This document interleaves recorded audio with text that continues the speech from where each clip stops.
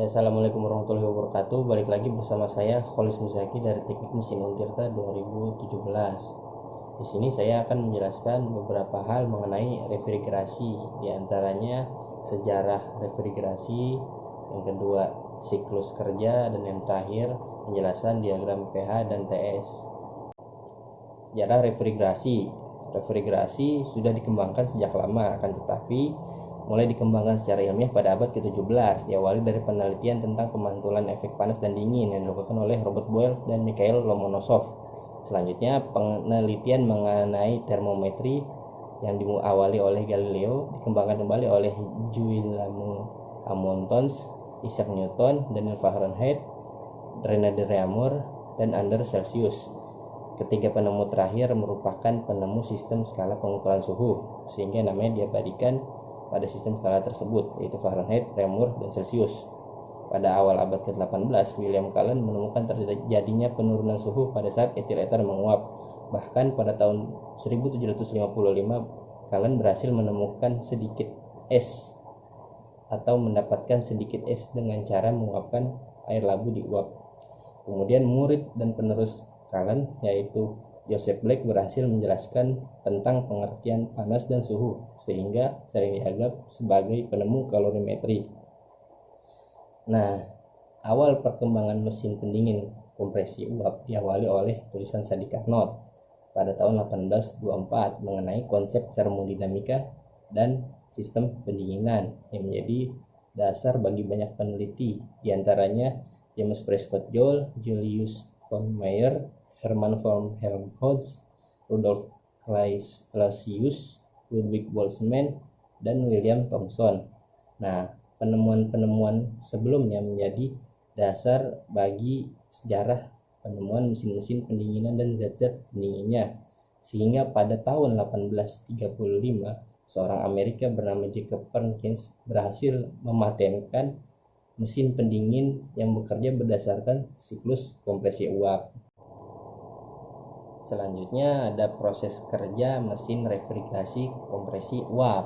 Nah, mesin ini memiliki 4 proses. Yang pertama ada proses kompresi. Pada proses kompresi ini refrigeran akan masuk ke dalam kompresor, sehingga refrigeran akan terkompresi sehingga berubah menjadi uap bertekanan tinggi. Nah, selanjutnya ada proses kondensasi. Pada proses kondensasi ini, refrigeran yang bertekanan tinggi dan bertemperatur tinggi akan membuang kalornya sehingga berubah menjadi cair. Nah, kemudian ada proses ekspansi. Pada proses ekspansi ini, tekanan diturunkan melalui katup ekspansi yang berbentuk pipa kapiler sehingga tekanan refrigeran tersebut akan menurun. Nah, yang terakhir ada proses evaporasi. Proses ini panas dalam ruangan akan diserap oleh refrigeran sehingga refrigeran berubah fasa menjadi uap bertekanan rendah dan akan kembali masuk ke kompresor. Bisa kita lihat ada dua diagram yang akan menjelaskan siklus kompresi uap. Nah, siklus ini terjadi pada 4 proses. Yang pertama, proses 1 ke kedua.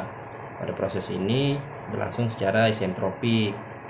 Refrigeran yang tadinya berfasa uap jenuh bertekanan rendah akan dikompresi menjadi uap bertekanan tinggi. Nah, karena proses ini berlangsung secara isentropik, maka temperatur di luar kompresor akan meningkat. Kemudian proses 2 ke 3. Proses ini merupakan proses kondensasi yang berlangsung di dalam kondensor.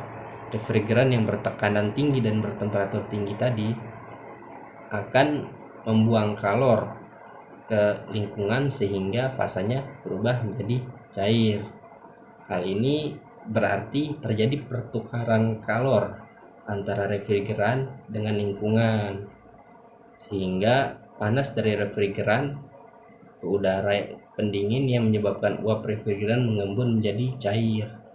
Kemudian proses 3-4. Proses ini merupakan proses ekspansi yang berlangsung secara isoentalpi, yang berarti tidak terjadi perubahan entalpi tetapi terjadi penurunan tekanan dan temperatur. Nah, proses ini berlangsung dengan diturunkannya tekanan dengan cara membuka katup ekspansi.